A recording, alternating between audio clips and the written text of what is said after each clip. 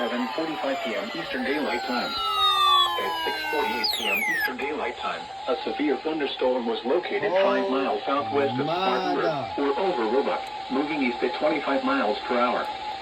Hazard, 60 miles per hour wind gusts.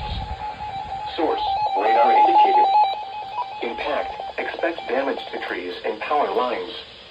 Locations impacted include Spartanburg, Woodruff, Pacolet, Roebuck, Pacolet Mills, Moore, Cross State Park, Cedar Springs, and Pauline. For your protection, move to an interior room on the lowest floor of a building.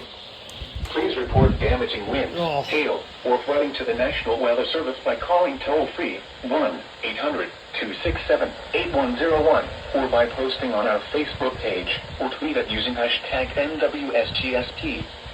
Your message should describe the event and the specific location where it occurred.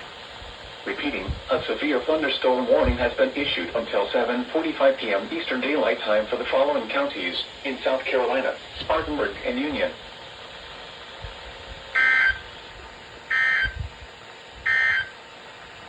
The National Weather Service in Greenville, wow, Spartanburg, has issued GSP. a severe thunderstorm warning for